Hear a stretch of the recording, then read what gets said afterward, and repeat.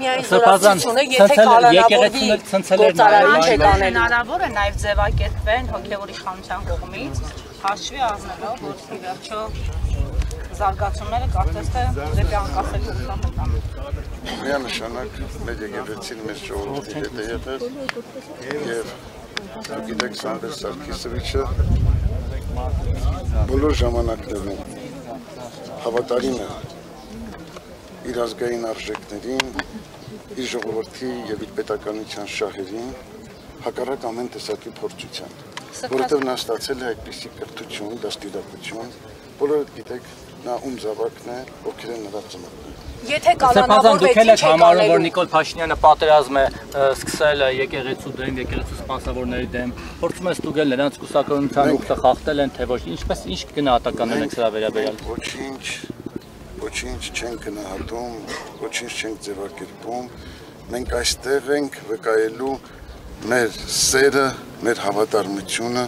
մեր նվիրումը։ Այն մարդկանց, ովքեր կրում են այդ արժեքները։ Բայց Սամվել Կարապետյանը այստեղ հայտնվել հենց դրա հետևանքով։ Եթե Փաշինյանը եկեղեցու դեմ արշավ չսկսեր, Սամվել Կարապետյանն էլ չէր աջակցի։ Մենք ասացինք, որ դա արդեն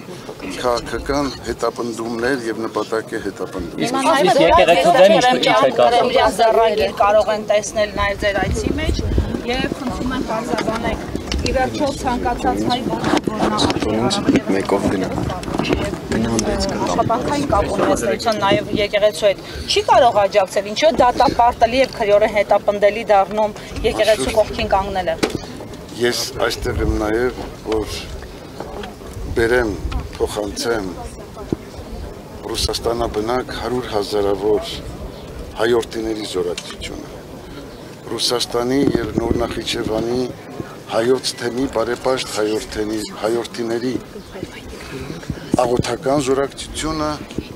եւ նվիրումն ու հավատարմությունը Սամվել Սարգիսովիչին, ում ինձանից լավ գիտեք բոլորդ եւ գիտի ամբողջ հայ ազգը։ Ես կարծում եմ, որ այո, իհարկե, ես կարծում եմ, որ ցանկացած ժողովուրդ, ցանկացած երկիր ուրախ պետք է լիներ, որ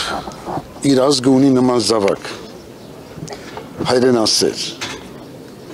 ազգասեր, ուրախ էր Փաշինյանը մինչև 3 նաև, պետականամետ, որը արտահայտել է այդ արժեքները իր բազում գործերով, իրագործումներով եւ այսօր էլ շարունակում է իրականացնել։ Տևական ժամանակ եկեղեցին պահանջում էր Նիկոլ Փաշինյանի հրաժարականներ, պահանջում տևական ժամանակ եւ կաթողիկոսը ևս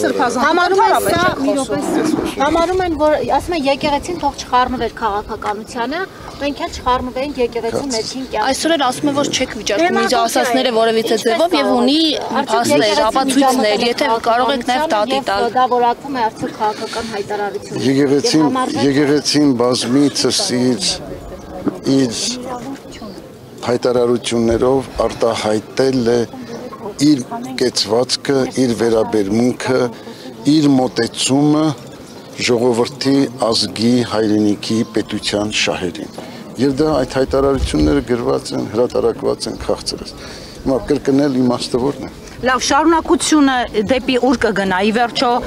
նաև Ռուսաստանի հայերը հնարավոր է միավորվեն մինորալիկ բարձրանա, չմոռանանք Ամերիկային բնակվող հայերը արեցին Փաշինյանի համար այս հեղափոխությունը, որի պատողները վայելում ենք այսօր։ Ես կարծում եմ բոլոր հայրենասեր, բոլոր ազգասեր, բոլոր եկեղեցասեր, քրիստոնյա հայորդիները չեն կարող այլ կեցվածք ունենալ։ Դուք այդ բաները տեսնում եք, մոտիվացիան կա, այդ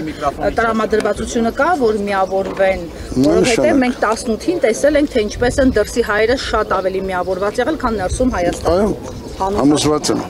Ձեր կարծիքով կհաջողվի ճնշել Փաշինյանի եկեղեցուն եւ այս պատերազմը ինչպես կավարտվի։